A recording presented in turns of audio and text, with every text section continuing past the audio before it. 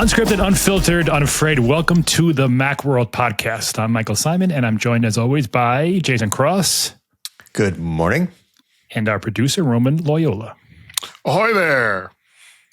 Hold on, I lost my tab. Okay, there we go. This is episode number 963. Do I have the right script here? Oh, look, so I said it's unscripted, but I totally write a script at the beginning. Because if I know it, I'm never going to be able to get mostly unscripted. Like part of the show, right? Mostly unscripted. So yeah, we've reached nearly the end of 2025. So our last two shows are going to focus on Apple in 2025, year in review type stuff. This one's software and services, and next week, which we're also recording today, so we're going to be probably a little bit tired after this one, is going to be all about hardware. And, we'll go through what we got, what we didn't get, what we liked, what we didn't like, what it means, whatever, wherever the conversation takes us. But today is going to be software and services, which is, mainly Apple TV, but probably a few other things maybe. Then we'll have a special year-end edition of what we're watching on Apple TV this week in Apple history, which I'm actually somewhat excited about because I don't even really know what Roman's talking about. And our reader mailbag. Speaking of that, you can contact us through, That's not the first time somebody said they didn't know what I was talking about, Mike. So. I mean, it's not you personally, it's the thing that you're talking about. The not knowing what you're talking about is a whole separate issue. If you want to talk to us, you can contact us through Blue Sky, Facebook, Thread, search for Macworld, look for the blue mouse logo, send an email to podcast@macworld.com, comment under a video, comment under a TikTok or a reel or wherever you find us, Facebook. We scour all that stuff, and we will talk about the most interesting and, exciting comments in a future show, because it won't be next week. All right, Roman, 3 minutes I got. This is actually Apple Macworld related anyway. I just wanted to give a shout out to our contributor, Felipe Esposito, last week. So I'm kind of learning about all this stuff as well. He got access to an early build of iOS 26. He said it was so early, it was actually called iOS 19. And so inside those, we see the fancy stuff that's all, the code creates. Underneath that is a whole mess of text that to most people is, just gibberish. But he knows enough about it where he can go through it and find what he calls feature flags and references to code numbers which pertain to product, which pertain to processors. And he's able to kind of pour all over that. And he, wrote a bunch of stories last week about products that Apple hasn't released that are in development. AirTags, HomePod Mini, Studio Display. There was some iPad stuff, some iOS 26 features that we haven't gotten because Apple hasn't really announced anything beyond what we have. And I don't know. I just found it really interesting. For one, it's nice to break stuff. But for two, it's just kind of fascinating how this whole thing works and how he's able to, dig up these scoops based on code. Yeah, some of the from what I have read, and I didn't get this from Felipe, but is that somebody got a hold of an internal development device that from the spring, just a month or two before WWDC, they apparently changed the name to iOS 26 really last minute. But they got a hold of that device, and then they just made the software that was on it public to people. Right. They released it. I don't know where, a torrent, a dark web. I don't know. but then, once you load that on a device, you can go through it. Like you said, most of the code is compiled code, but there are lots of sort of configuration files and reference files and scripts and stuff like that are in plain text, but they just reference API names and stuff like that, framework features and stuff. And so you can just kind of pour, like you said, you can go through that if you know what these things are and go, well, we haven't seen that flag before. We've never seen the name for that API feature and all those sorts of things. Go through and find out what all those things are. And it was fascinating. A lot of this is stuff that had been rumored before, but there was never any evidence, right? It was just like some Mark Gurman or somebody else said, hey, they're working on a new studio display. It's nice to go through and say like, oh no, it's got a reference number and it references like the resolutions that it supports and the refresh rates that it supports and stuff like that. It's got the ProMotion flag. Now we have evidence that not only does this exist, but like what its features are. It's really cool. Right. Yeah. It's all fascinating stuff. Yeah. Again, this is all this was months ago. So we don't know if it's actually going to come out, when it's going to come out. It's just stuff that Apple was working on, but it's just like kind of like a peek behind the curtain of what Apple was working on. And Jason's right. It was on a pre-production iPhone that, somebody, either an employee or an ex-employee or a friend of an ex-employee, I don't know, somehow shared it on some server. Yeah. So, Roman, you can put a bunch of those links in the show notes. There's a whole bunch of stories he wrote. I don't know, 6 or 7 or something. Just kind of going through, breaking out things. And based on that, 2026 there's some interesting stuff coming out. Yeah. Most notably that new Siri. Since we're talking about software today, finally, maybe, hopefully, the Siri that was promised in 2024, June of 2024 is when we first heard about it. We're finally, maybe, hopefully going to get it in like March of next year. Right. Yeah. We don't want to talk too much about next year because we will have a whole entire podcast previewing 2026. But that's a decent enough segue that the year kind of started out. We're talking about software and services. The year kind of started out really flat because the first, a first iOS release is always in the September. It's got a couple more follow-on releases where they release a couple little features and stuff. And then there's usually a spring update that's bigger. And last year's WWDC, June, like you said, June 2024, they announced all this Siri stuff. They said it's coming in an update, and we kept waiting for it. And then by the time we were supposed to get that beta, they kind of slipped out through an interview and through this other thing that it's just not going to happen. this time last year, this show last year, I'm sure we can go back and watch it. Like we're like, hey, the new series coming. Yeah, because we thought it was happening in early 2025. Everyone did. Yeah, right. They really last minute. There were ads, there were commercials. Like Apple was heavily promoting it this time last year, and and then in March they kind of officially delayed it, but it wasn't like a press release thing. But in March we learned that it's not coming. It's probably not coming in iOS 18. We didn't know for sure, and it might not even come this year, which it didn't. And now we're hoping that it's next year. But that kind of put a pall over all of Apple's. Like the first half of 2025 was like, wow, this is a disaster. Yeah, until WWDC. There was just nothing positive about Apple's software story going on, and not much going on with services either. Like it was, there were the expected Apple TV releases that we had kind of knew about, but there weren't any great new features. There were no great new services coming. There were none of that stuff. Right. So we were really going into June in WWDC. We were looking for kind of a breath of fresh air out of Apple's software and services.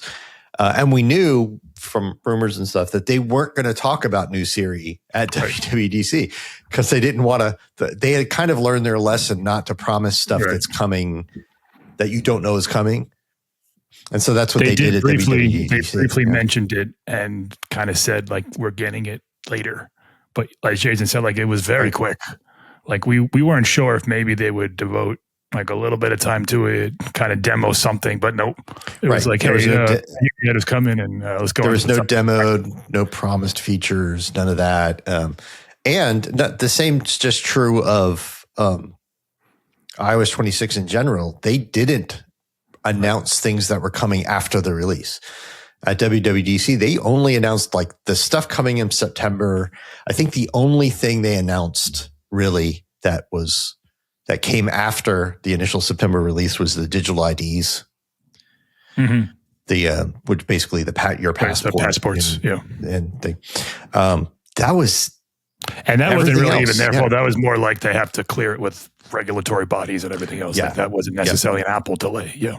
Right. But they had a whole section where they showed it off and talked about it and stuff and said it's coming, and everything else dropped in September. So it's kind of nice this year that every time there's a new beta or something, every time there's a new iOS version, iOS 26.3, what's going to be in it? We don't know. We don't have this whole list of like stuff they announced and haven't released yet. It's just not there. Right. So did iOS 26, macOS 26. Sorry. So first thing, we're talking about 26. For the first time that we've been talking about this for, I don't know how many years, Apple got all of its software on the same page. Instead of iOS 19 and macOS 16 and watchOS 12, whatever, everything's 26, which is great for people to understand, okay, this is the new one. It's 2026. It's going to change every year. I'm on the latest version, and I'm going to look to see if things are up to date properly. macOS still has a name. It's Tahoe, but it's macOS 26. It's no longer separate from the other ones.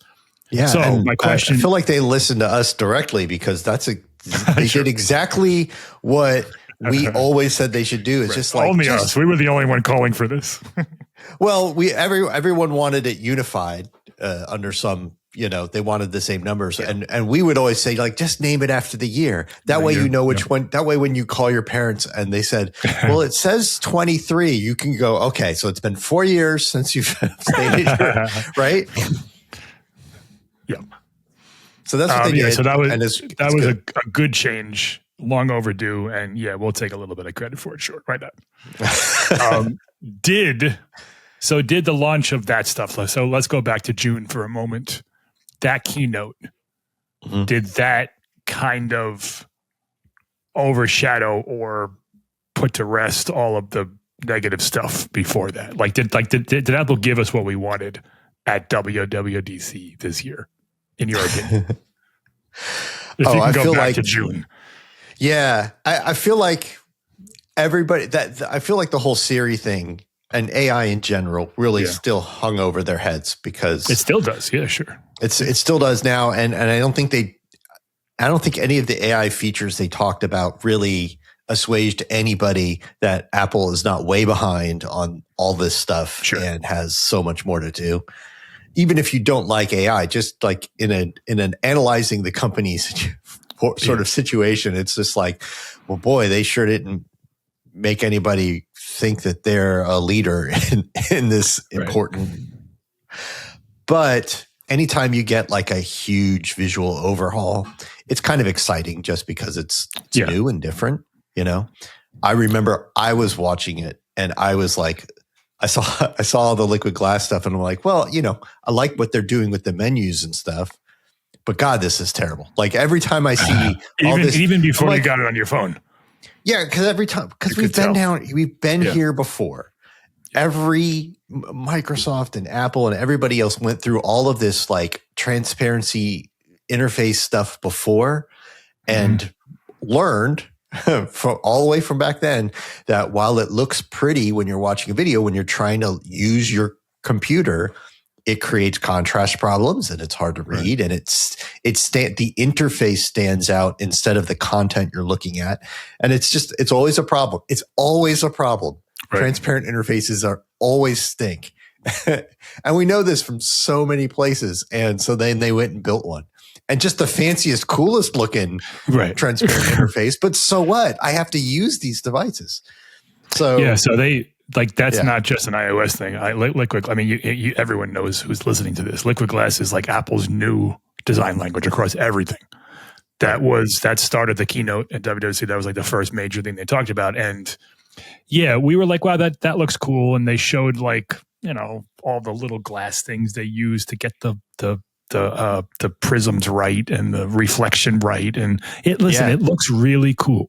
It's impressive that they're able to do this to make your phone look like there's a little panel of glass that you're sliding up. It's cool.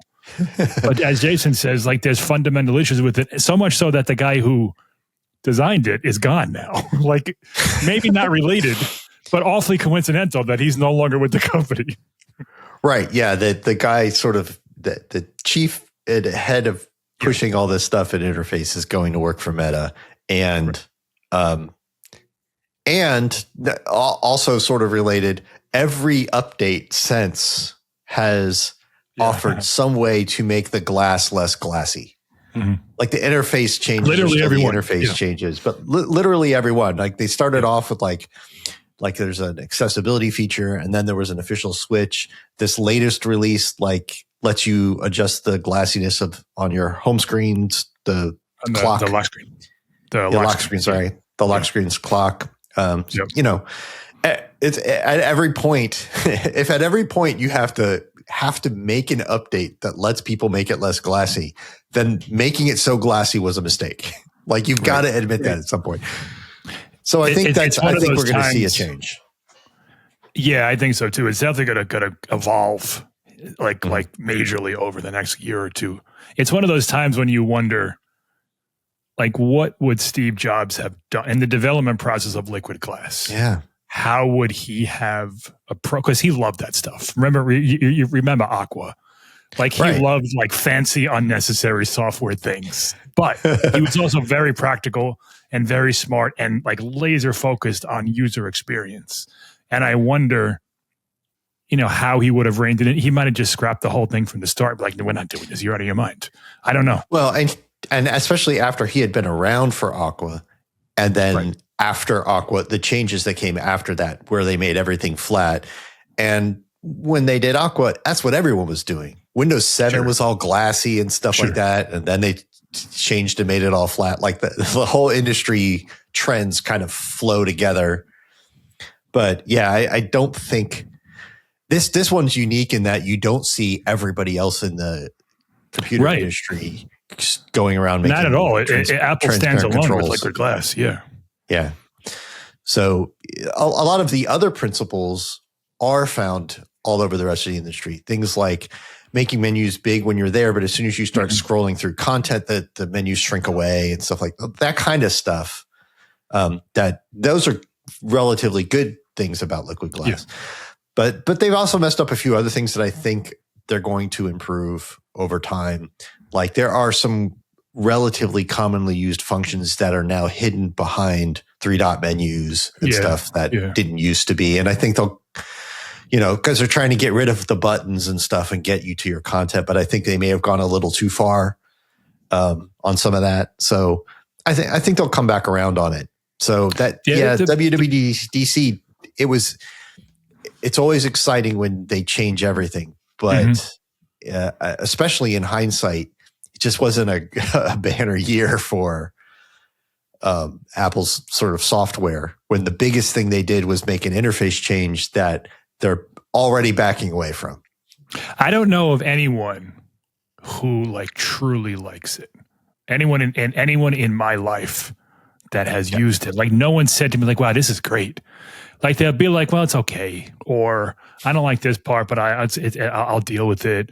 Or, I hate this thing. And like, I've never read or heard a comment of anyone that says it's always, there's always some kind of caveat. I like it, but, or it's really pretty, but, and it's a surprising move. First of all, when you're dealing with billions of devices, it's very surprising that this got through in its current or previous form without, somebody raising their hand and be like, hey, like, I don't know about this, guys. Can we maybe reworkshop this? Because I don't know if this is going to fly. I think we mentioned before WWDC when all the rumors said there's a big visual change coming, a big design. I think we all said that everyone always hates a change at first, like an interface change, because they got muscle memory. They're used to it. You're changing their muscle memory, but it's been some time now. Especially for people like us who have used all the betas and stuff. Yeah. And I feel like, I feel like it hasn't been a hit. And the other stuff at WWDC, they were relatively minor updates, like for the most part. There was nothing sort of, this changes everything, or gosh, this is some amazing new. They added a games app. Come on. There's small stuff. The Mac got a phone app. That's cool. The couple there's lots of good quality of life stuff. But iPad update was huge. True. Like that one actually changed the identity of the iPad for better or worse. I mean, you can quibble with it, but it's the thing that we've been asking for since, I don't know, since like the iPad got a screen bigger than like 7.5 inches. Like it was like if we need this thing to be a multitasking productivity device, and Apple, really gave it to us this year. Yeah. A real windowing interface, not just Mac OS. It is different from Mac OS, but it does let you have layered windows, multiple windows. It works on more things than Stage Manager ever did, and does more than Stage Manager ever did. Although Stage Manager still exists. Yeah, you can choose. You choose which system you want to use, but they went too far and took away slide over, and they brought it back. Some people like that, but other than that, they made big changes to the iPad, and especially if you have a big iPad, if you have like one of the 12-inch iPads or something where it's practically like a laptop, it's great. Yeah, it's a really good change. Yeah, and it's kind of speaks to where Apple is bringing the iPad. I think we'll talk about hardware next week, but it's like the iPad has always been kind of caught between: is it a big phone? Is it a almost Mac? And it always felt like a big phone because it ran a modified version of iOS. They did split screen, but the true multitasking wasn't really there. The Mac was always better at that stuff. And this is, floating windows, menus, desktop quality, desktop caliber apps, all that stuff that we've wanted from the iPad is there. The foundation finally is set for what hopefully Apple is going to bring to the iPad going forward. Yeah, you get persistent mouse cursors, you get top menus full of things, you get the Files app.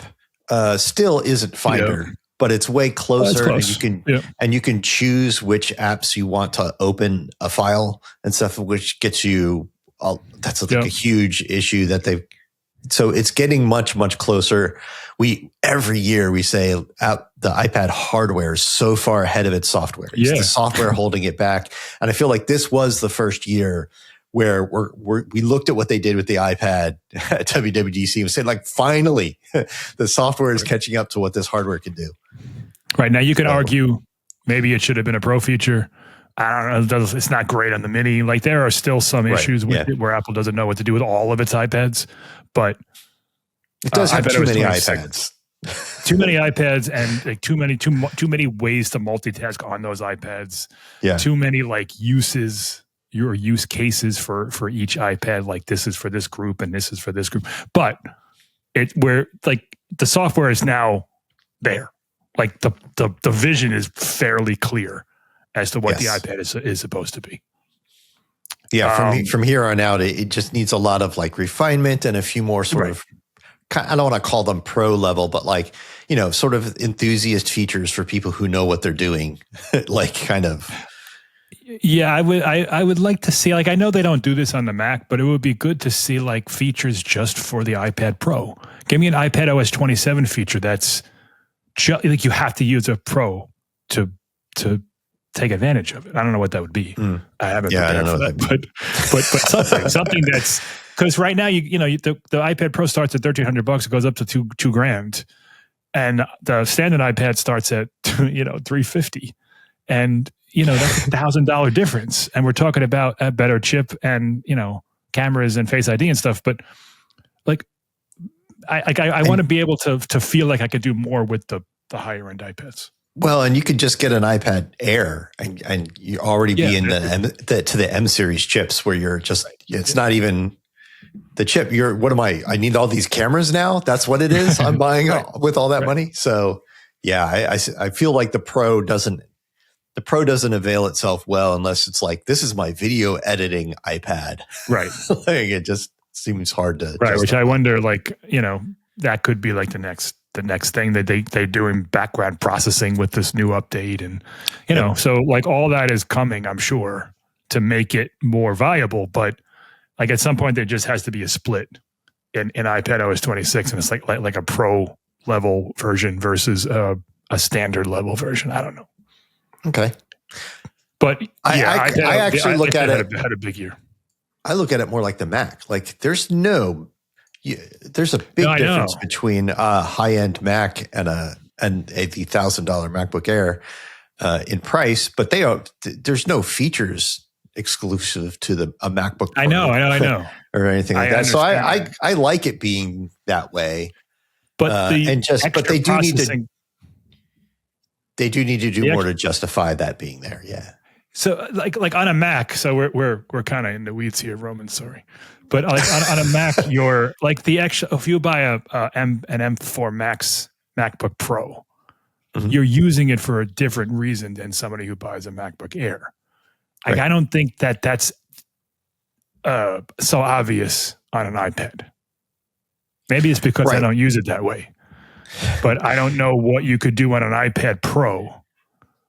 Like literally that you can't do on an iPad Air.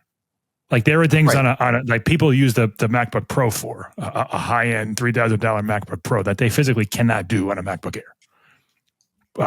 Whatever needs to be done, like it would grind it to a halt. I don't think that's true of the iPad. Maybe I'm wrong. No, I agree. But that's, again, it's not a matter of like, well, the software just doesn't even work or that feature is not even there. It's just like, it's a really high end thing they're doing and they just need more muscle. And I'd rather the iPad stay that way than them make features exclusive to the Pro. They just need to make more software and work with more developers to make it so that there are things that you would want to do on the Pro that you just need that extra muscle for. The same as the Mac, they just, I don't know what that would be other than video editing, which not everybody's going to be a video editor other than making their TikTok shorts. Like there's not, so I don't know where we go. We still don't have, like they don't make Xcode for the iPad. Is that true still? They still don't, I don't think. Roman, do you know that? No. I know you're shaking his head. Yeah. So like, okay, maybe that's it then. Maybe they just need to treat it more like a Mac. Which they started doing with iPadOS 26. So and they brought Final Cut and Logic, so they're getting there. Right. So iPad, big year. iOS was, if you take away liquid glass, not a ton of stuff. iOS 26 is, small, relatively small update compared to iOS 18. Right. Interface updates were the big thing. Yeah. And,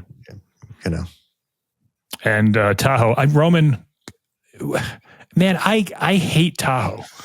Like it drives me crazy.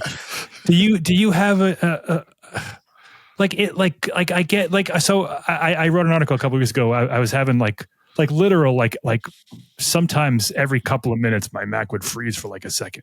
I stopped that because I turned off Spotlight and that helped.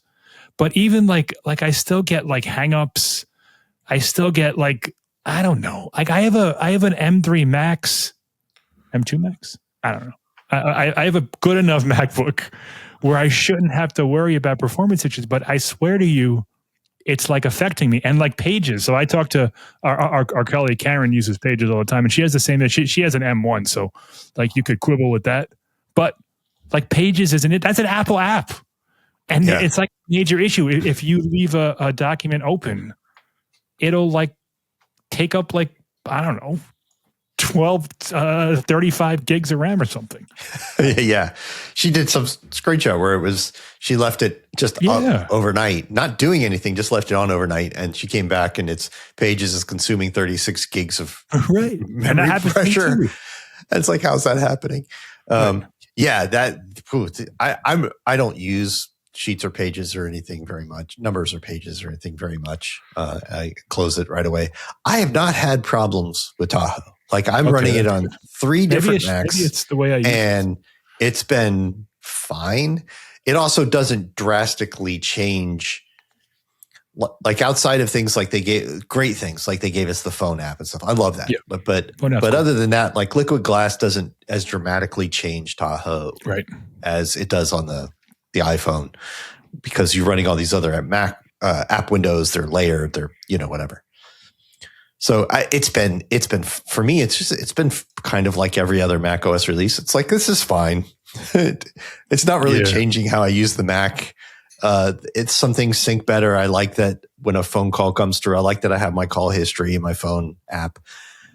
They're still missing some stuff I would want, like the health app. Like I want that on my Mac because that's a lot of data to pour through.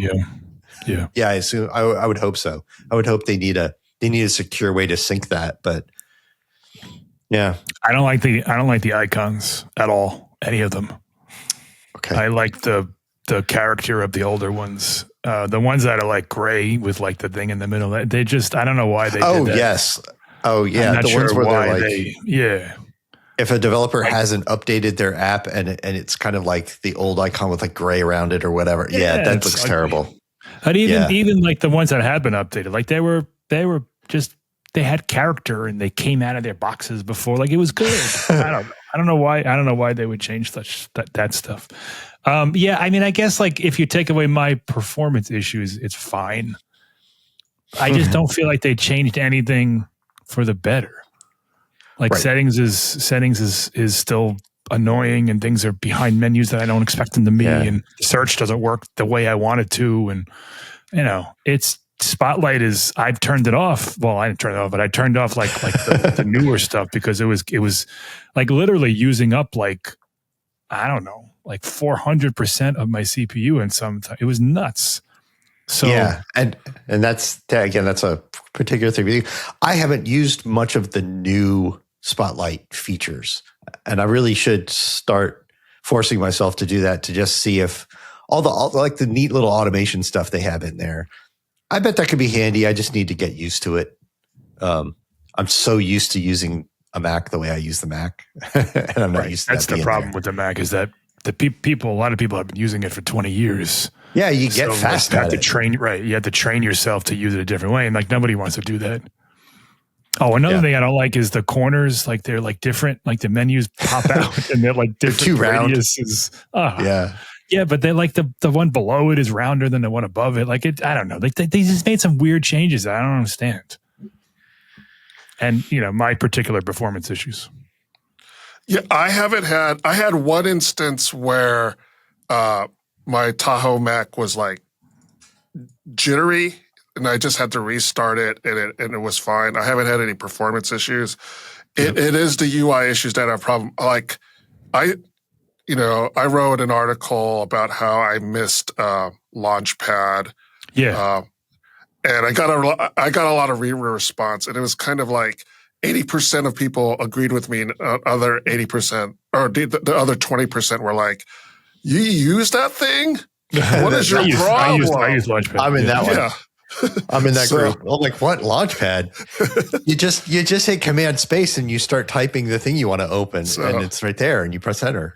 Yeah, and I've gotten used to not having Launchpad, and I use Command Space. I just don't like when I hit Command Space, your previous query is still in the in the search section. It's annoying. Oh, right. And it's a little thing. I just find it annoying. Because what happens then is that it then brings up the apps that are related to that query. So like if I typed in TA, all the apps that start with TA show up, and I don't know. It's just kind of an annoying thing where I'm like, that's not what I wanted. I have to start over. Even though it's an inconsequential thing, it's just still kind of annoys me. I agree. I'm Team Launchpad as well. I like it. I use it. And there are Launchpad alternatives, but I just thought, all right, no, I'll just see if I can get used to it. And I'm getting used to it. There's some good Spotlight alternatives too that are out there that are quite. There's a couple of them that are quite good, but Apple's making Spotlight. I would say better. Technical problems notwithstanding. Yeah, right. I'd say they're growing Launchpad on it, but I think my overall vibe for the latest macOS is they certainly didn't like add or change something that just changes the way I use my Mac. Like makes it so much better. People would like show up at Apple Park with pitchforks. Like they can't do that. Even for the better, like, I can finally do this or what, you know, it's just not, it wasn't that much of a change. So for what it's worth, I did get several emails of people saying like, I have the same problem and thank you because it's helped me. And like my solution, which is a Band-Aid. Like it's not a solution. Yeah. it's a quick fix. Well, and you have to turn off a core feature. Like right. that's not right. that's not a solution. Limit like you can't really turn off stuff, but yeah, you limit the usefulness of a core feature. Yeah, it's I don't know. I don't quite understand how a machine that's their silicon. Like I can see if I was using an Intel Mac, like okay, fine, like they don't care, but they must have tested it on like a relatively new MacBook Pro. So, all right, what else, Roman? Did you like the Invites app? Because you're a big fan of Apple's boutique apps, I know. Well, I was gonna say, you haven't talked about the biggest news that came out of Apple software wise, and that's the discontinuation of Clips. That's right. I know you were a big fan. The Clips app. My condolences. I think they just passed the baton to Invites, basically. Right. That's true. They kind of just like. As the app that they make that no one uses. Nobody uses, right? I think like I've tinkered around with Invites and I've never used it. Well, first of all, how many invitations are people sending? I know. Like I would use an app like that like once a year, maybe. Yeah, I think it appeals to, I guess, a certain generation of people that is very social, and I'm anti-social, so to speak. So. I guess. I mean, I feel like my generation was like the last like truly social generation that sent out invitations to things, and I went through it. I feel like there's an older generation who sends out invites and stuff, and they're just going to use Invites, and there's nothing about this that invites that makes them want to use this instead. I think if you send an invite to somebody who isn't on an Apple machine, they get an email or something. Yeah. But there's no reason to go to use this. No. And then the and then the younger generation, they just group text. Like they're not going to bother with any of this nonsense, right? Like so. Yeah. So. Someone wasted a lot of time developing. I mean, it's fine. Like we all looked at it when it released. I think that was March. That wasn't even part of iOS 26. That was just like its own separate thing. Yeah. Yeah. I do want to know how these decisions get made at Apple. Right. Like how I would love that. Because I'm sure there's at Apple listen to this and invite me or Jason to like a week. Like we won't say anything. We won't even report on it. I just want to know for my own personal curiosity. Because I'm sure there's like so many developers at Apple who have like a side project or just something they're working on or want to do, and they pitch their managers and stuff like that. Sure. But at some point, this gets greenlit, and a reasonable amount of resources gets put behind it. Right. And how did they choose this? What were the other things they're choosing from? Why did they think this was particularly important to invest in? Like, I get the games app is terrible, but I get why they make that. Right. Like, I totally understand why. Right. And I can see the future vision of like, okay, as they expand this and they expand it, gaming better and stuff. Like, I get why there's a games app. The invites thing, I just don't get at all. Right. Yeah, Google used to have a whole division within their company where it was like, if you want to make something, go ahead and maybe we'll go through a committee and maybe we'll release it. I don't know that Apple has that. Yeah, what did they call that? There was like maybe Tim Cook had a bunch of birthday parties and he's like, I need an invites app. Someone make it for me. They used to have a rule. It was like was it the 10% rule or 20% rule where like you just get to spend 10% of your work time working on like whatever that personal project is that you're excited about and stuff. And maybe it even never gets released, but I don't know. Maybe that's also why Google has an incredible reputation for killing products after a year, for launching and killing a new thing. All right. So what else? WatchOS, like really nothing. Like it was honestly, like the sleep score is okay. The hypertension stuff is fine, but Liquid Glass doesn't really do much for the watch. They made the workout app worse. I don't use it that much. The thing when you start a workout, like to select a workout, it used to be like the overlapping little tabs, like kind of like a Rolodex, Now it's just like these things you slide up, but you can't really clearly see there's other ones beneath it. And it's just harder to use that way. And they ruined, I can't. It's not going to come to me. There's a particular swimming function that they ruined where you could make it. They made it easier to start and stop a workout while you were swimming, like a swimming workout, and that's gone now. And everybody who uses it for swimming is like, oh my god, I can't. I have wet hands. I can't do the thing I used to do to start my thing, and now I have to. This new interface that makes it impossible for me to start my stupid swim workout or whatever. So I quickly Googled it, Jason. It says the old side button pause shortcut is gone, replaced by needing to disable screenshots or use the digital crown side button combo, which takes a screenshot to pause resume. So yeah, you have to take a screenshot. Why would they take that? Why would they take that away? It was insane. Part of their whole kind of little redesign of the OS and stuff, and changing the function of what the button does. But yeah, it's for people doing certain workouts, it's frustrating to have to use the screen to pause your workout or stop it without it just automatically stopping after you stop working out for a few minutes. So if you disable screenshots, you can use the screenshot button combo, which is the side button and the thing, to start and stop the swimming. Right. Okay. But who knows that? Right. Like that's not written anywhere. You're never going to find that setting. Like somebody's got to come tell you the 12 steps that you need to go 6 menus deep to disable screenshots and then use a button combo. Right. But yeah, nobody wants that. So yeah, they did that. They added that workout buddy, which all that is an AI voice that tells you like, great job doing 3 workouts this week. Yeah, so I'm just not excited about that. They got work to do to make Apple Watch interesting. I mean, it's fine. The problem is it's still the best watch out there. Yeah. That's the biggest issue, is that no one's looking for anything in Apple Watch because it does everything that people want it to do. Basically, they did the sleep score thing, which we don't really like. We didn't need it, but it's nice. It's good to see a visual thing and a score, sure. But the Apple Watch is so far ahead of anything else out there. Like, there's really nothing that needs to be overhauled or really added. We've said it before. They could skip a year and nobody would still sell. They could start doing these every other year. Yeah. And from a software perspective, it's really hard with a screen that small and such limited buttons and stuff to change the interface but also make it better. Like everything's going to be at least a side grade at some point. So I'm curious to see where things go. Yeah. What else? Apple TV or tvOS. Again, that's the least changed thing, but yeah.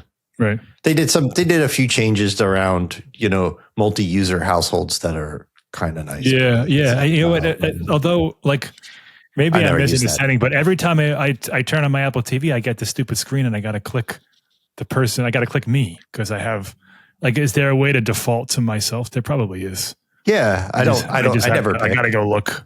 I gotta go look at my, in the settings. There probably is a way to just say, like, don't ask me every time my TV goes on or whatever. But I get the stupid thing where I go like, no, that's not my wife. It's not me. Then I have 2 because I have a iTunes one. So I got to find out which is what. I have all sorts of issues with the OS 26s. Vision Pro, Jason, anything that you cared about? Because you're the only one who actually has one of this group. They're getting there. So they still have this problem where, by and large, all of the main apps that let you get anything done are floating iPad apps. It's like, what if an iPad app was the size of a whiteboard floating in space? And that's what I'm using.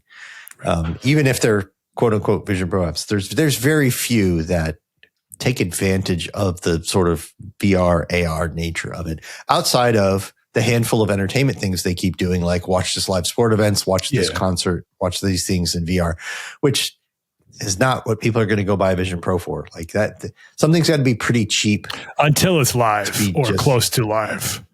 Yeah, even then, until it's live and the headset's $800 because that's like people aren't buying these things for that kind of stuff. So yeah, I mean they kind of dip their toe in it. Like I talk about how clock is a great example of the Well, they fixed that, didn't they? Simplest. No, That's this is what I'm getting at. Like They fixed it. it's the most simple, basic app that should be an AR app. It should have been the first app you built in development, where you said like, okay, people can hang clocks on their wall or have a virtual grandfather clock or all these other things. They didn't do any of that. I thought they fixed that. No. Clock is still an iPad app. The widgets in fact, they changed. It's a widget, and it's a widget that does one particular thing.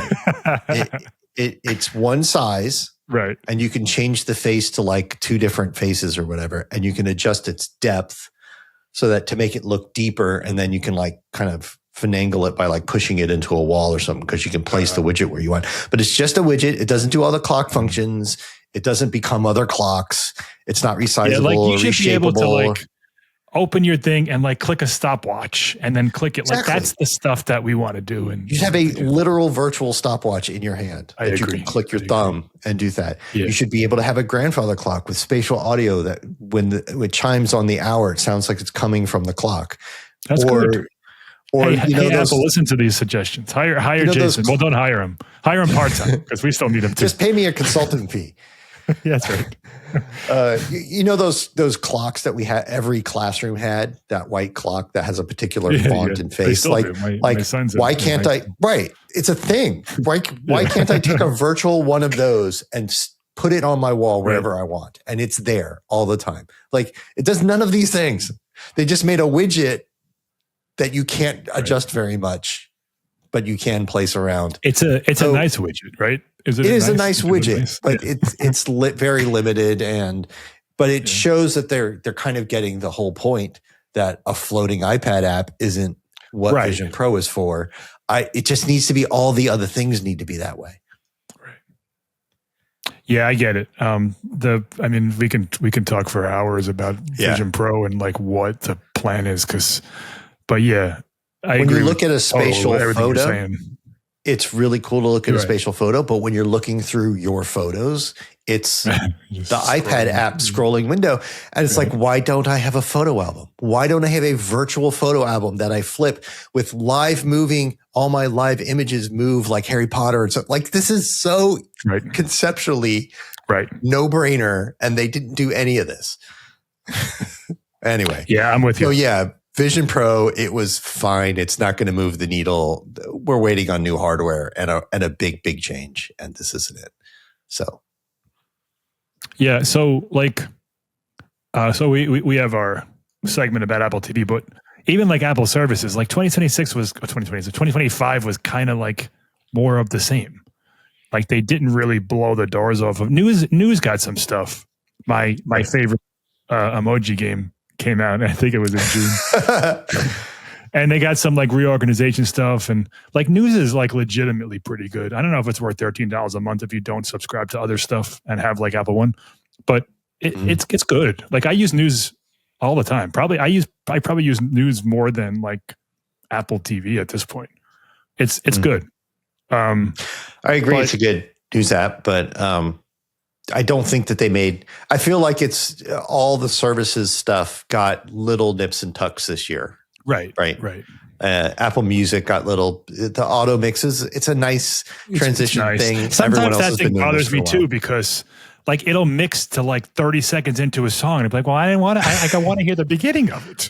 Like it's cool that it does it, but it's not always good. Like, man, I should have my own show about like griping about Apple. I didn't realize how upset I was until this episode. But they did things like lyrics translation in there, and there's a couple of nice little things in Wallet, like they did the digital IDs. But again, they're very, very limited. It's just certain TSA stops in certain places, and it's only in America, and yada yada. Maps got a couple of nice features, like it kind of learns the route you take all the time and can suggest a different route or stops along the way and things like that. But I use Maps a lot. Maps is good. I stopped Google Maps, I don't know, maybe 8 months, 10 months ago. Like I use Apple Map pretty much exclusively. It's good. When you search for a place, you get all the reviews and stuff and pictures. It's good. In terms of changes to that service this year, it was relatively minor. I feel like the biggest useful feature is beta and buried. Like there's that The recent places or whatever. recent places history, cool. the history of your places, which is completely done on your device. Nobody has any idea what that is. Yeah. Right. They're not tracking you. Right. Your phone is tracking you, but like Apple doesn't get that info. Other apps don't get that info. It's just locked within there, but you have to go like 3 layers deep to see it. And it's a little wonky about getting the places right, which is why it's in beta. But I do want to see them polish that up and surface it, because I think that's a super useful all the time. What was the name of that place we went to? And you could just to go find that would be great. But or even like some place you go to once a month, like that recent places things isn't always like the one that they do on the car. Like it's only like the last 5 places you went to. Like the other one is I agree. That's a better, and AI will probably get even stronger with that stuff. Like, okay, it's Tuesday, and 4 weeks ago on Tuesday you went here. Do you want to, like, they'll start doing more of that? Like they already kind of do some of that. Yeah, that's all the personal context stuff that the new series is supposed to do. So you can see where things they developed for that have found their way into other products, even though the series isn't out yet. Right, like going like where do you go all the time so that I can understand you better and give you personal contextualized answers. Well, they surfaced that in Maps kind of 3 layers deep, and it's a beta thing. But so Apple Fitness didn't get much of anything. I feel like they're treading water because they're doing a bigger thing, right? There's supposed to be a redesign. Health Plus rumors. Yeah. There's supposed to be a big redesign of the Health app and this Health Plus service that's going to roll the Fitness Plus into it, because they have too many services that people don't use. And I think Fitness Plus is one that, unless you have Apple One, nobody subscribes to it. Like it's really, really low numbers. I have to assume if you like have an app or a Peloton bike or some, like they have their own fitness subscription.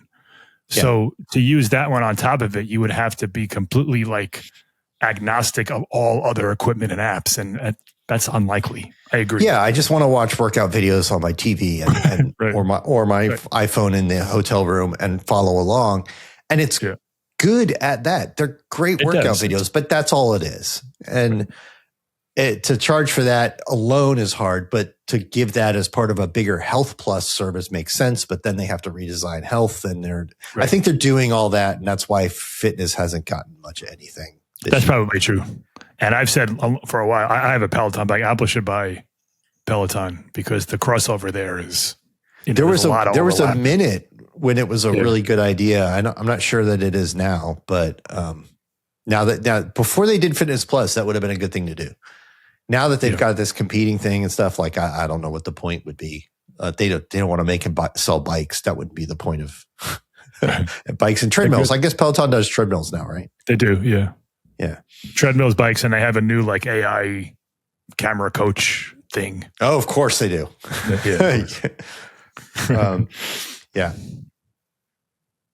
All right. So I wanted to end this in less than an hour, and it's 53 minutes, and we have more to talk about. Well, but what's the good news service? I guess the good news service is the content on Apple TV has been very good this year. Very good, yeah. Not a lot of new features, but new content. They got a new name. They got a new logo. They got a new intro.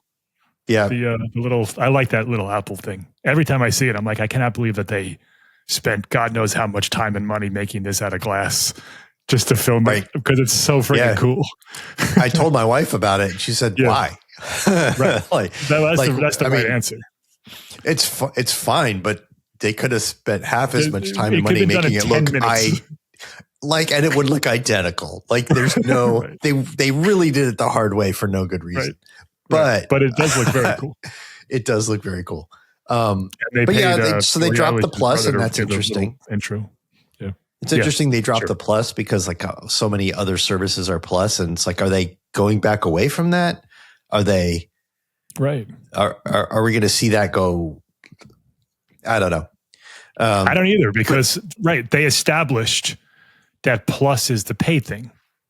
Although Apple Music's not a Plus, is it? It's just Apple Music. It never has been, but it's always been. But there's no other version of it. It's just Apple Music. You pay for it or you don't. But if you don't pay for it, you do get the Apple Music app, even if you don't subscribe to Apple Music, and you can buy albums and stuff and they're in you're there. Right. So it's a little confusing why they dropped the plus, because now and they did it on the worst product. They did it on the product where there's hardware and an app and a service that now all have the same name. That's true. Man, I tell you, after this episode, I don't like anything. You're down on Apple. I feel like the iOS 26 era may yet end up being great. Yeah. But that's going to happen. If that happens, it's going to happen because the new series great, and that doesn't come till 2026. The 2025 story around iOS 26 has been, well, they kind of went too far on the big UI change, and everything else has been some nice little quality of life improvements that have mostly been pretty good, except for iPad. It's a huge win for iPad, but but the rest of the software story just doesn't seem. Software and services feels like it didn't have a banner year. It felt like it was fine. Right. Even though like Apple played it off as if it was, because everything has a new name and the liquid glass, and like it was set up to be huge. And it's not even like an expectations thing. Like it just didn't do it. I don't know. Maybe we're missing something. 56 minutes in. Roman, are we really 56 minutes into this thing with 3 segments to go and a whole nother show? You're the producer. How are you letting me do this? Yes. All right. We're going to, I'm sure we have way more to say. Jason, I'm sorry, but we're going to stop griping. Yeah, no, we need to stop. Yeah. Let's go to, all right. I don't know. Roman, do you want to do your thing first and then we'll do Apple TV, or then, or like it's a continuation. What's the best thing on Apple TV we watched instead of this year? What we watched, what we're watching, I don't know. Whatever you want to call this segment. Your favorite thing on Apple TV. Or your favorite thing. I don't care. Favorite thing, least favorite, whatever. Well, my thing was the worst thing that I saw on Apple TV. What's the worst thing on Apple TV? So the worst thing I watched on Apple TV this year is a show called K-Popped. Oh, you mentioned this yesterday. Yeah. And this is a show where it's essentially one of these music reality shows, kind of like, I guess, like The Voice and American Idol. So it's like a game show of sorts. Of sorts. It's more like I thought it was a documentary. A Masked Singer kind of show. I don't watch a lot of these shows. My understanding of the concept is that they took popular Western hits and then had K-pop star groups do a K-pop version of like up and coming K-pop stars. No, these are pretty established K-pop stars. K-pop stars in Korea. You may not have ever heard of them unless you've like followed them. Right. Like established K-pop groups did a K-pop version of Western hits that you would have heard on, your streaming or whatever. Yeah. That's the hook.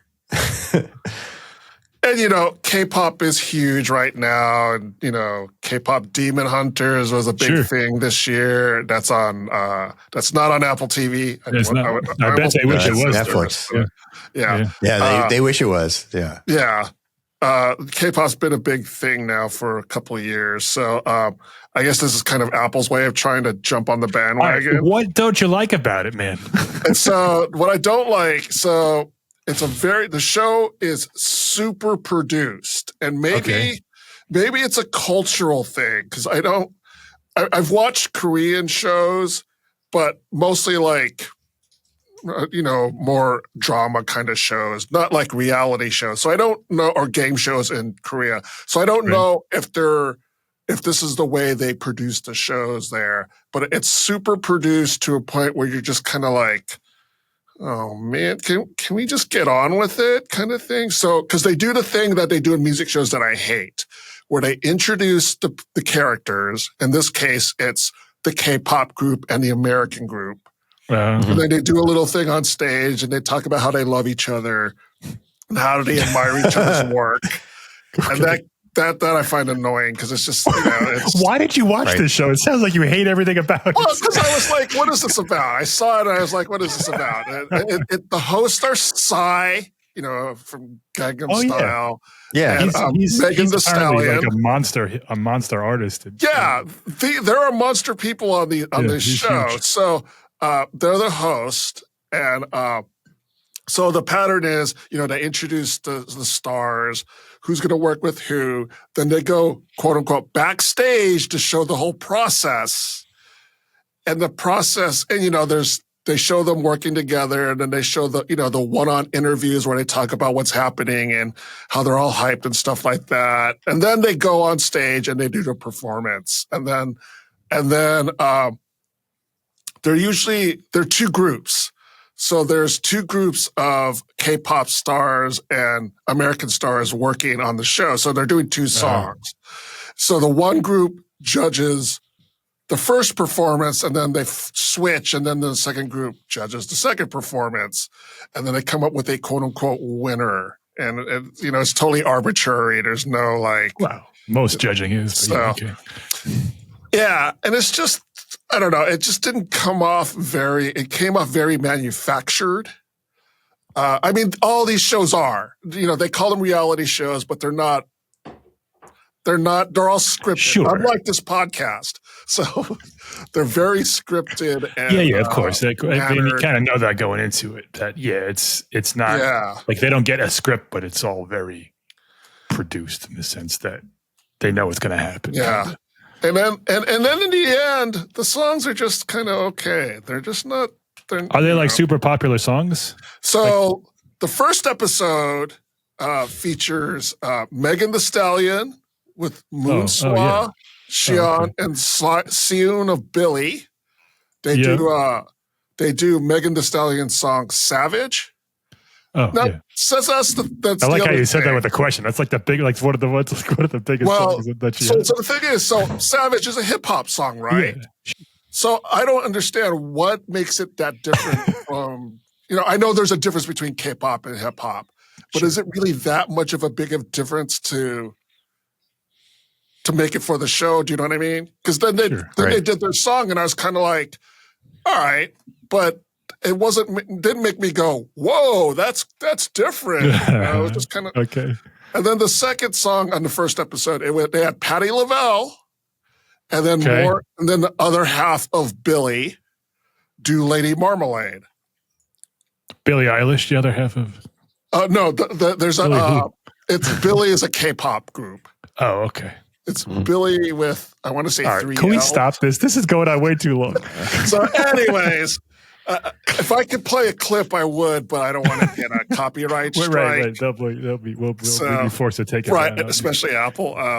But anyways. Wait. Keep talking, because I'm gonna type it into Rotten Tomatoes and see what the tomato score is. I'm going to guess less than 20%. That's a guess. I haven't looked. Yeah. Have you watched the show, Jason? Because I know you have kind of. No, I just saw the promos and stuff and said oh, well, they've slapped this together real quick to get on the huge, Korea stuff in general is big right now. And not just K-pop, but other stuff. And we have our favorite Korean show that we watch on Netflix, though, it's called Chef in My Fridge, but the Korean name was Please Take Care of My Refrigerator. But it's like a long cooking competition show where they take celebrities who are famous in Korea and they bring their fridge, and the two chefs compete against each other to take stuff out of their fridge and create a fancy meal with it. Yeah. And it's it's regular long people? and it's celebrities. Like if it was done in America, you'd have Hugh Jackman on, and they would bring Hugh Jackman's fridge to the studio, and they'd open it and they'd go through all the stuff in Hugh Jackman's fridge. That actually sounds super interesting. What's it called? And then it's called The Chef in My Fridge. And then two competing professional chefs would take stuff out of his fridge and have 15 minutes, which is no time at all, to create something with the stuff that's in his fridge. That's interesting. And it's really long. It's weirdly long. Each episode's an hour long, and it's a 2-parter. It's crazy, but it's fun. It's a fun show. We watch that on Netflix. That's a Netflix show. So K-pop has no score. neither critic nor audience. No one, like not enough people have rated it to be. Wow. Well, it's interesting because, and prepping for the show, I was looking for some K-pop reviews, and nobody has reviewed it, as far as I can tell. I gotta tell you, I didn't even realize it existed until you told me. It got covered on a couple of K-pop sites, but other than that, on IMDb, it has a 6.1 out of 10 with 289 reviews. That's not so bad. Yeah. All right, enough of this. Jason, what's your favorite or least favorite thing? I can't pick just one favorite, but I'll say they had a great year of new things. So like Severance season 2, Pluribus has been amazing. Yep. I really like The Studio. I really liked Murderbot. I haven't watched the season 4 of what do you call it, Morning Show yet.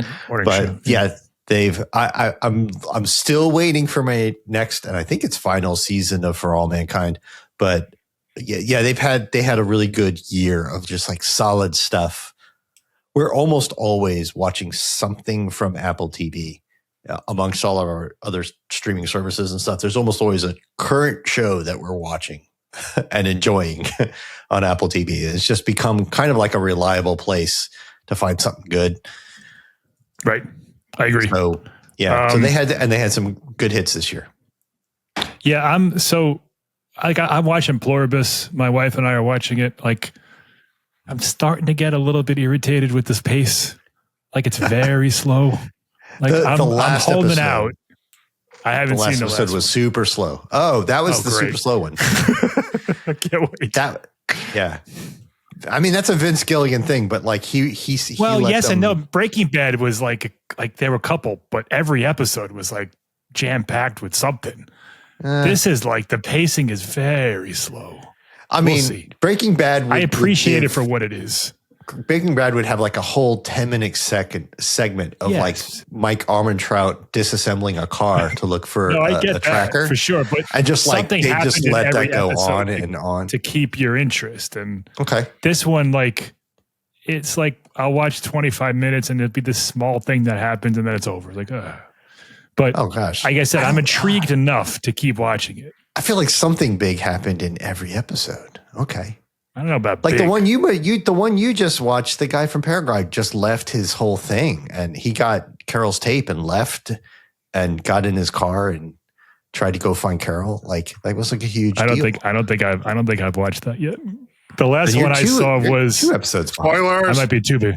The last one I saw was she found something in the dumpster and like gasped, and then the thing ended, and I got to watch the. Oh, in the big frozen warehouse.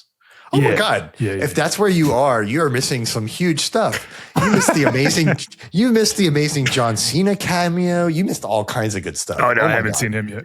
Yeah. Oh shoot! Yeah, you're like 3 episodes behind. You missed all kinds of good stuff. Maybe 3. Well, I mean, the problem is that I'm not compelled to watch it every week. It's good. It's intriguing.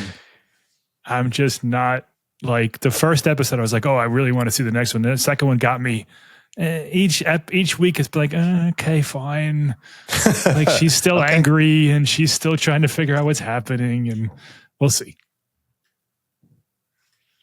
All right, I'm not going to spoil anymore because oh my God, like well, I'm sorry, you're further behind really than I thought. Anyway, who cares what I liked? Let's just end the show. We talked enough. Roman, we still have 2 more damn segments. Roman, what's the week in history? Okay, so we have the week in history, and I have only one email for Mailbag, so we can make this a little quick. So this week in Apple history, on December 21st, 1994, Bungie Software. All right, this is the one that I was interested in this. Yeah. Bungie Software released a game called Marathon. It was a first-person shooter, and it was exclusively for the Mac. Okay. It ended up being a trilogy, and it was a very popular game at the time. Fast forward to today, Marathon, that original trilogy, is actually available online as an open source project, and you can download it for free on the Mac. We'll put links to it in the show notes, and you can even play it on Windows and on Linux. Was it only Mac? Like throughout its whole development cycle? Or did it Yes. expand to other? Oh, it did. No, Jason's saying no. I'm trying to remember. The first one was, and the second one was. Like, so what made it? Like, what made it like interesting? Like, was it like a production company that people knew, or was it like a game that people like what was? Yeah. I this totally passed my radar back then. Yeah. So although I was pretty young, Bungie software back then. This was their first game, and it was Mac only at the time. Right. And it was a first-person shooter. Did it like capitalize on like the Doom stuff? Was that around that time? Doom, yes. Yeah, Doom was around that time. Yes, it was. It was a couple years after Doom, and part of what made it special, it used that same sort of technology, the same sort of like 2D billboard, create a fake 3D kind of look, but it had a deep story and a lot. It was, I don't want to call it an RPG, but it had a lot of gameplay that wasn't just shooting. And it had this whole story about like a rogue AI that went crazy and on the ship that you're trapped on and everything. And it was, it was kind of a big deal but you had to have a Mac to play. I think, God, I know a Windows version came out, but I want to say it was something like 8 years later. Like it wasn't later that year. It was a Mac only thing for a fairly long time. Yeah. Yeah. And then Bungie went on, they released a couple other games that started on the Mac. And then, but I think most people know Bungie for Halo. Yeah, I was going to say, like, I know that. Yeah. They must have done something bigger than this. Right. And then they decided they needed to make more money and abandoned the Mac development altogether. Right, well. Yeah. But so that they got sold to Microsoft, and there was a whole story behind it. Yeah. The Marathon sort of game world universe thing kind of evolved into Halo. Like Halo kind of takes so many of its bits and pieces of the Halo lore and universe and stuff from the Marathon games. They're not directly related, but like there's a lot of pieces they took from Marathon, and they first demoed Halo at a Macworld on a Mac. Oh, no way! So did Apple like drop the ball here? Like, it was a very different game. Really? Yeah. Okay. No, they didn't have any investment in. No, but I guess I'm asking, should they have embraced it more? Like, was that like where they went wrong with gaming on the Mac? I don't think it would have mattered. No. At the time, Apple did have what they called their evangelist group. So Apple had a bunch of what they called Apple games evangelists that would help. They were essentially developer relations. And they did have a dedicated department for game development. You know, like back then they came out with a thing called Sprockets, and that was basically game APIs that were made for the Mac. Whether Bungie was instrumental in that, I mean, by the time they were demoing Halo, which was after a couple of other Bungie games and stuff like, they on the Mac, it was already, we were into kind of like the iMac era where everything had moved to PC gaming, like, and consoles, and nobody was gaming on a Mac, and this wasn't going to save it. And Halo was a completely different game. It's this big open world, like multiplayer thing and stuff. That was the idea. It was just after that Microsoft threw a ton of money at Bungie and bought them and said, "We want you to make Halo for the Xbox," which to be an Xbox launch title before the Xbox came out. It's like, you have a year to make this an Xbox game, and they really changed the game a lot to make it fit on the Xbox and to make it a different game with more story and less, not this big open world thing. So a huge change. But that was the shooter that they made before Halo, and it was widely regarded to be great, and nobody really played it because it was only on a Mac. Right. Yeah. Okay. So I have some very fond memories of Marathon because, at that time, I was working at Mac User Magazine, and Mac User Magazine's offices were located in Foster City, and it is in a tower right off the freeway, and it has a great view. And what we used to do is we used to check and see what traffic was like at the end of the day.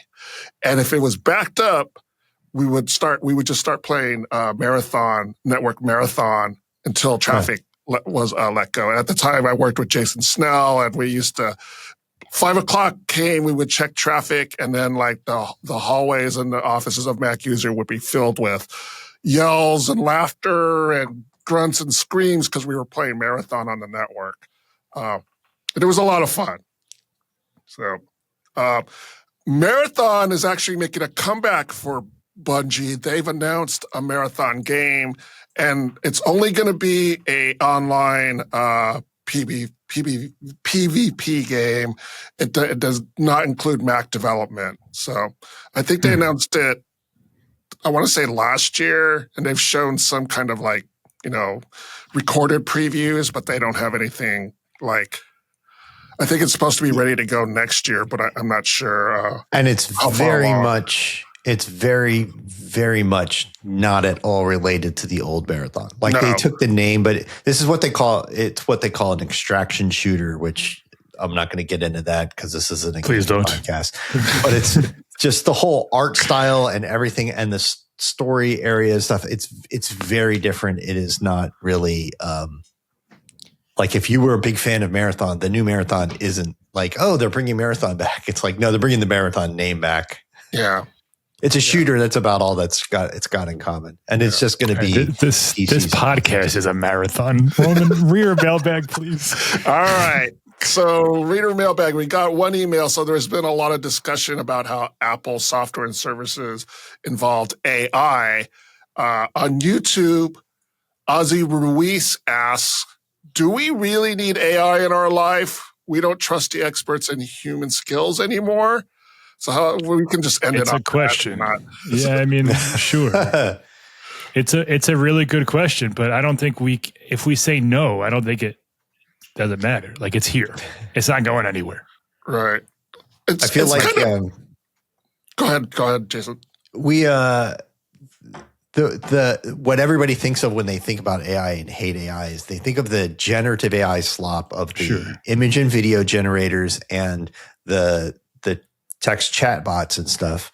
And that's a fair question. Do we need that in our life? AI is in a million other places and used in a million other ways that we just don't, it's not part of what we think of when we talk about AI these days. But like the way that your iPhone generates sort of a 3D image out of your still image, is totally AI. It's really, really cool. There's nothing wrong with that. And yeah, I do think we need plenty more AI tools that are about data analysis and manipulation and not about talking to a chatbot or generating text and images out of nothing, Yeah, I mean, Jason's right. We'll wrap this up now. If you've gotten this far, kudos. But, like the AI that we see, the front-facing AI is, chatbots and things that are wrong and images that are ridiculous. But he's right. Like AI has its place and it does great things. It's just overshadowed by this, this layer of stuff that is what everybody wants to deliver. The chatbots are the big one, but generative stuff, and we see people use this stuff all the time now, like Disney and like Amazon, like major companies. Coca-Cola did their commercial in AI. Like that's everybody hates where it. It's like everyone hates it except for the people who are using it to cut corners and save a job or whatever it is. And it's scary, particularly as someone the three of us, we work in writing. Like it's not hard to say, well, we don't need writers anymore. We'll just plug it into AI, and hey, if it's wrong, we'll just get someone to fix it. So, it's scary. But I agree with Jason. I do think that it has its place, and I think it's when it works well and helps you, it's pretty damn amazing. Logic has an AI stem splitter that works offline. And if you don't know what a stem splitter is, it separates out the pieces of music into multiple tracks. You feed it one track of a song, and it's like, this is the drum track, this is the bass, this is the guitar, this is the vocals, into separate tracks. Usually that's an online thing. There's a lot of paid services.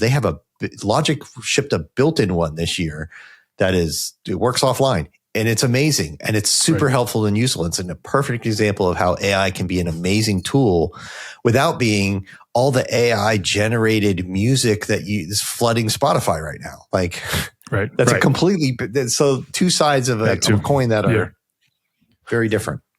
And hey, if you're using AI, like on Apple Podcasts, like you see like chapters, like, you can skip right past all this stuff. If we're too lazy to make chapters, it makes chapters for you. That's helpful. That's great. Nothing wrong with that. Okay.